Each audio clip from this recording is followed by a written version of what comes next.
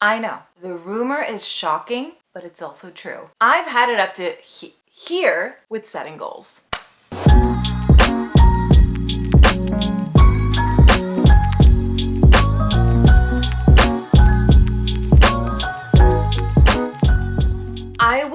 I will be the first to admit that I, Mia Brox, who's been mildly obsessed with setting goals in the past, from the day I started my online adventure, has officially stopped setting goals. And I know what you might be thinking. So you just stopped setting goals altogether? You stopped dreaming all day? I thought you were all about the dreaming.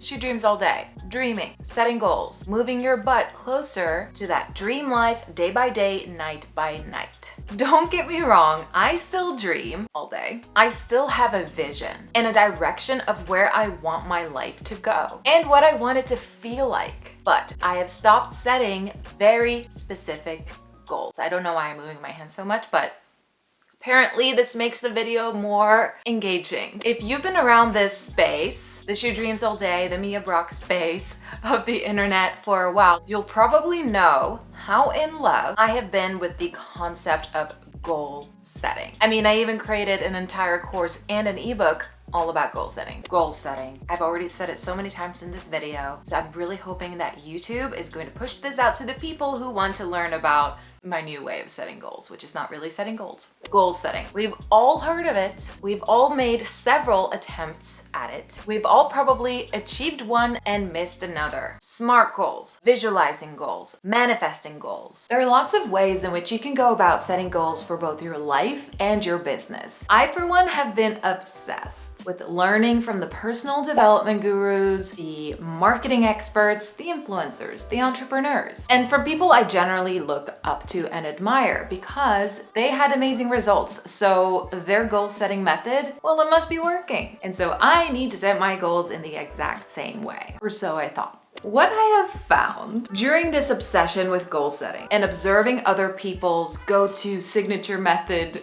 for setting goals is that just because it's working for someone else, it doesn't mean that it's gonna work for you too. Don't get me wrong, it's not like I'm opposed to having a vision for my life.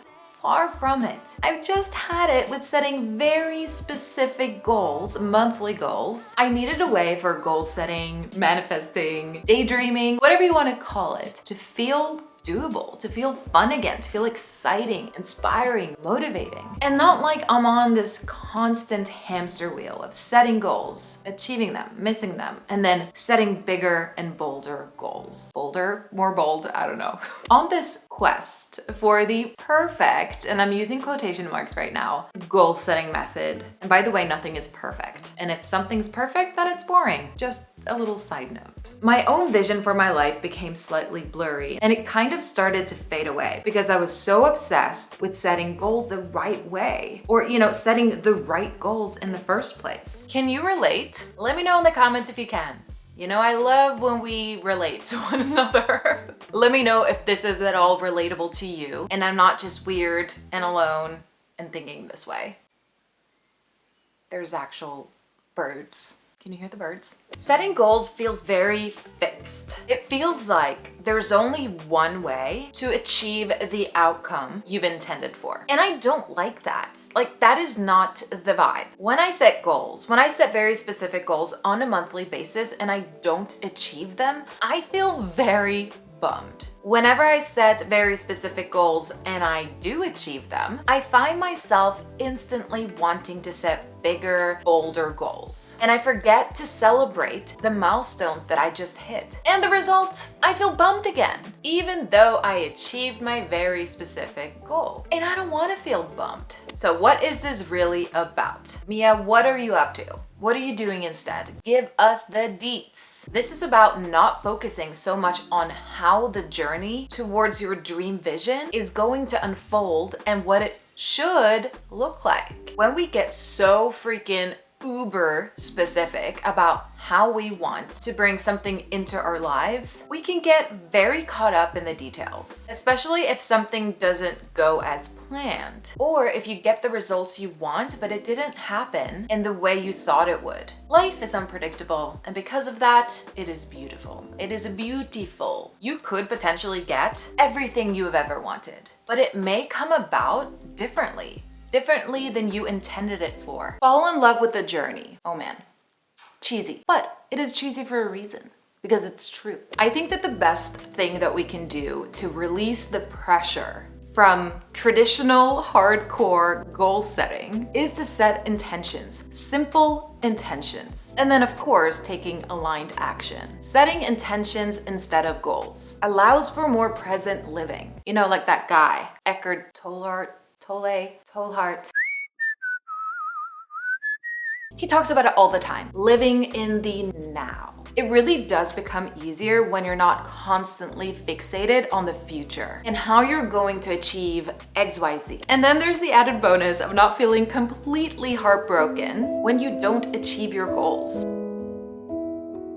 Because as long as you've taken intentional action, you're still moving, you're still growing, even though you aren't able to check your goals off your list. Intentions give you more freedom, flexibility, and you're not constantly obsessing over the outcome and the future. Setting an intention does, in a magical way, create space for you to channel who you want to be and how you want to live your life and show up to shine online. Again, with the cheesiness, but it's true, totally true. Intentions are very much connected and interlinked to our core values in life. If you don't know what your values are, I highly recommend that you spend some time with a highlighter and a values list that you can easily just find and print out from your friend who knows it all, Google. So how do I do this? How do I set my intentions for the month? Well, I'm so glad you asked. Every month, I ask myself this very simple question. How do I want to feel this month? That is what I base my intentions around. The emotions that I want to feel and bring into my life. That's where I start. Because when we get intentional about the way we want to feel and when we take action from feeling that way, we are much more likely to achieve what we want anyway. I choose a feeling or words that come to mind after doing a little journaling session. And I ask myself, how can I bring more of this feeling or more of these words into my everyday life? It's not about doing bold and scary things. It's about doing your best and taking baby steps. For example, this month, my words were confidence, visibility, and connection. Every morning, I ask myself, how can I take very intentional action in order to bring my intentions to life? To complement my intentions for the month, I also create a dreamy vibes vision board on Pinterest because I love me some dreaming. So what I do is I save dreamy images on Pinterest that depict and represent the way I'd love for this month to feel and play out, and I bring them all together in a collage, and I of course add it to my CEO dashboard and ClickUp. By the way, if you're not using ClickUp to organize your business and life, what are you even doing? I'm of course kidding, but I just wanted to quickly express my love for ClickUp. Not sponsored, just in love. So I come in here every day. This is my CEO dashboard. I spend some time gazing at this beautiful vision board, reconnecting to the intentions I have chosen, and I make sure that I am actually implementing this into my life on a daily basis. Am I putting myself out there so I can grow my confidence and exposure for my business? Do I need to do it more? Do I need to make the time to connect with other amazing entrepreneurs on the World Wide Web?